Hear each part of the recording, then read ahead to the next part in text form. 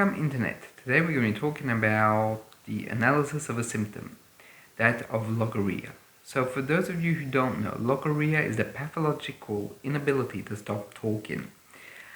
And I have to say that often it is considered a symptom of a wider disorder or issue.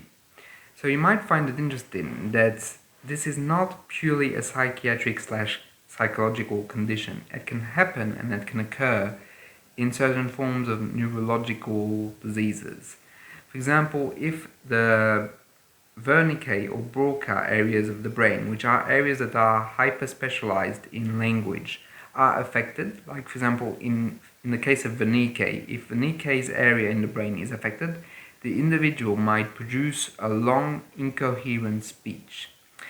That, for the individual themselves, is very coherent, very pertinent, and often meets the questions of the people that they have in front of them, but comes out wrong, i.e.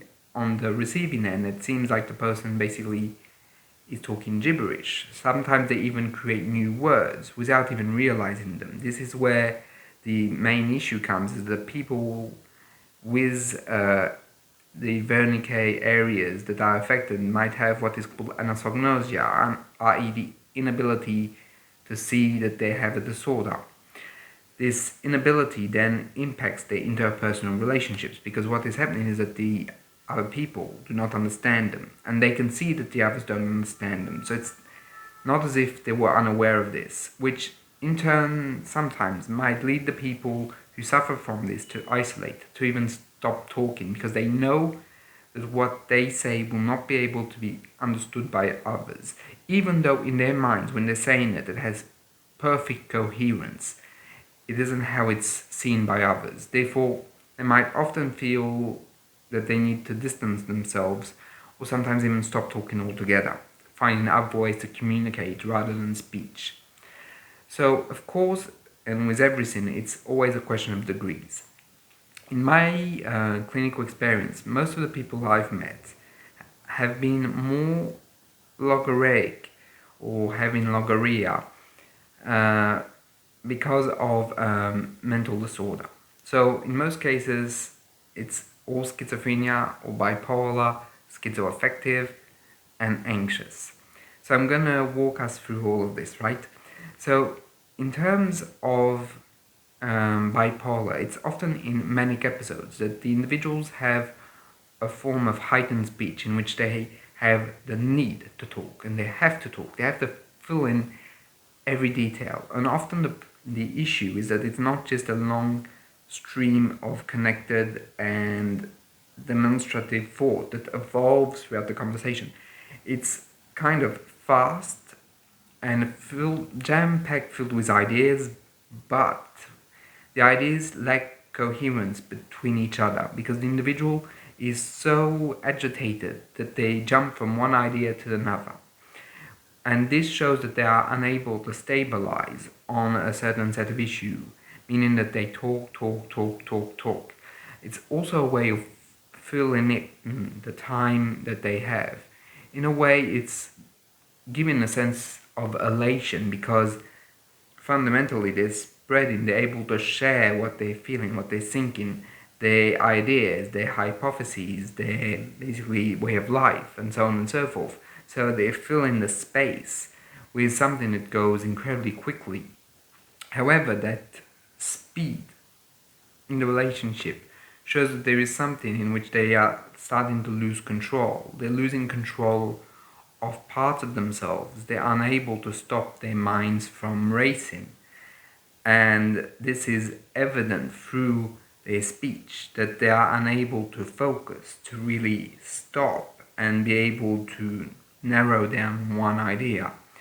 And their speech shows it at that very moment, that it becomes more a stream of consciousness rather than a conversation, or even like a form of introspection or reflection. It becomes much more about jam-packing the ideas. And we can even see that in the case of certain bipolars or schizoaffectives, that they feel invaded by it, that they feel that they have to do it. It becomes less about sharing and more a form of need, a form of urgency to say it, to speak it, but not to work through it, not to elaborate it. And that can be a symptom of mania, right? It can also happen, for example, in schizophrenia.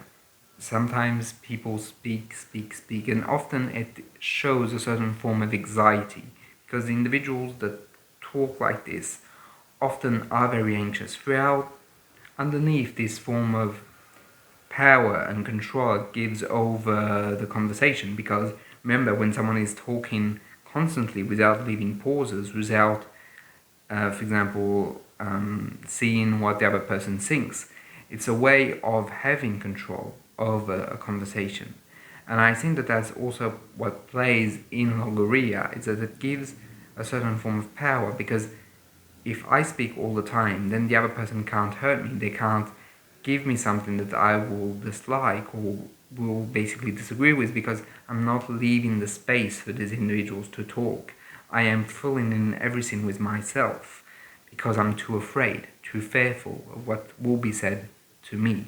And of course, this is an interpretation, right? I'm not saying every single case, but often what I feel is that these people are so afraid on an emotional level to feel what is happening to them, so terrified, that logorrhea is a form of defense against both introspection and also reflection, i.e. through the clinician, nothing can be reflected easily, because the clinician has to step up, has to, in a way, be able to appease the logorrhea before being able to talk.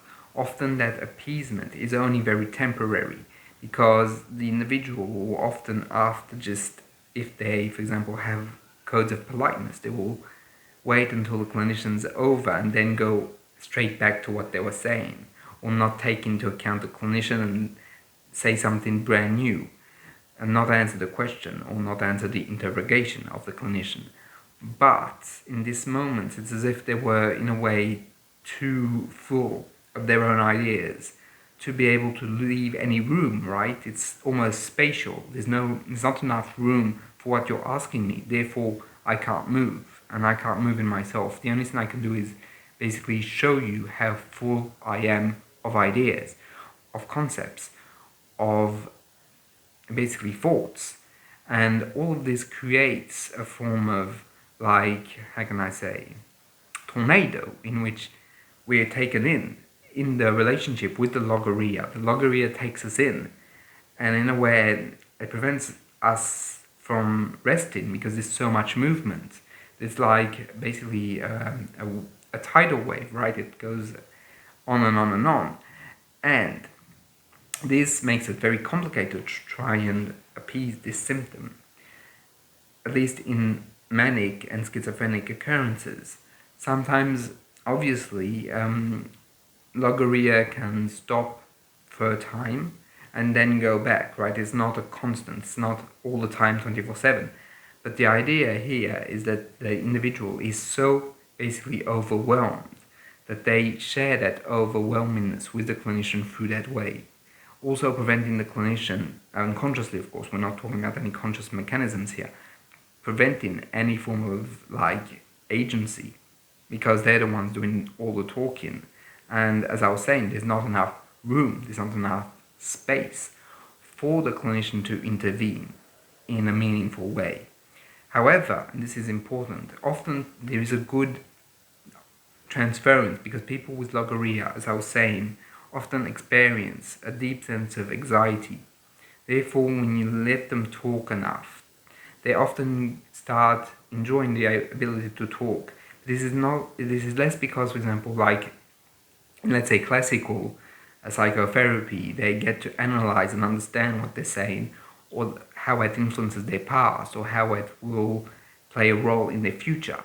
This is not exactly it. For them, it's more about finally a presence that will stand and withstand the logorrhea, that we will, as clinicians, in a way, not cut it out or not stop it brutally, that we will try and make something out of it. And I think that that is often what people with Logorrhea are looking for, clinicians that will fundamentally work with them on that issue and will tolerate it to a degree. And when I mean a degree, it's not a little degree, it's like a massive important degree, because most people don't want to put up with logorrhea, because in our society there's very strict rules and codes for speech.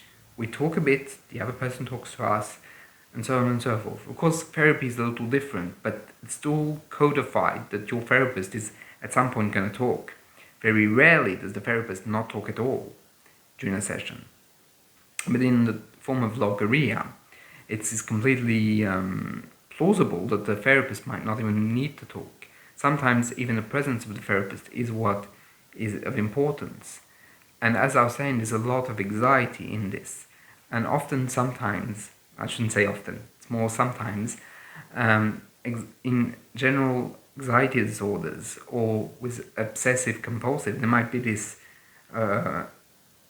deep anxiety that the clinician will see through the individual or see the worst sides, therefore then has to put a barrier of protection through speech and through the structured and almost instrumentalized speech that is there to, in a way, protect them, like a screen from the clinician, hoping, because this is always that, hoping unconsciously that the clinician will be good enough to be able to basically go through it, or sometimes even lower it and help the patient lowering it.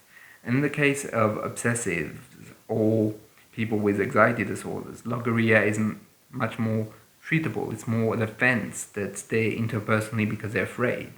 A fear that, of course, I was talking about for the people with psychosis, but is not as intense often within the neurosis realm. So it's much easily appeased once the patient knows the therapist, once the patient can, how can I say, reflect, that symptom tends to appease itself. And it's not to the same degree as in the psychoses.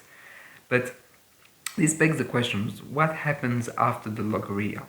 Well, sometimes the speech, once the manic phase has gone through, once there's been medication and so on and so forth, goes back to normal. And the people often feel that they were a little lost during that phase, that they themselves don't really remember exactly what was said, because the flow was just so intense. And often the mind has a very hard time with manic episodes or with delusions, because it can happen in schizophrenia through the delusion and the fact of having to speak and feel oneself incredibly important. Therefore, every insight is almost a revelation to mankind, and sometimes in certain forms of psychosis.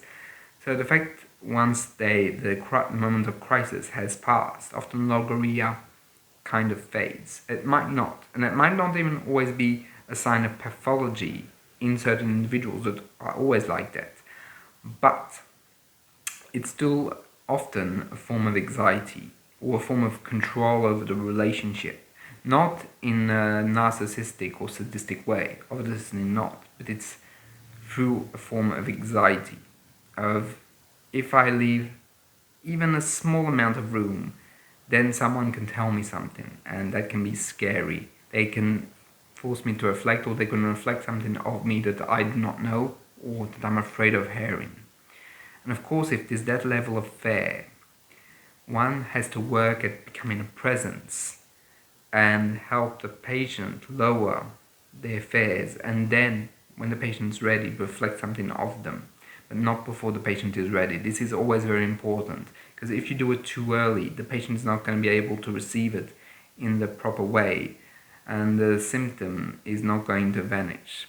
And sometimes, even when there's good interpretation, good transference, good everything, right, the symptom doesn't reduce itself. Because it's not always like that it works. Not in, let's say, more psychiatrically prone individuals, that these symptoms are something that are to be lived with rather than curtailed or to be regressed. But nevertheless, I think, and this is my belief, that the presence of the clinician is so important, because even though it might not stop the logorrhea, it at least gives a presence, someone that will be there and will be able to deal with it. be it through just the hour of the session or through the setting itself, but there will be something that will in a way survive the logorrhea, survive the overwhelmingness. At least this is my perspective. Of course, I need to say that this is not the truth, right? This is only an opinion, which I hope is an informed opinion and an interesting one, but nevertheless an opinion. And if you have anything you want to say, anything you want to add, feel free to do so in the comments. I'll see you next one.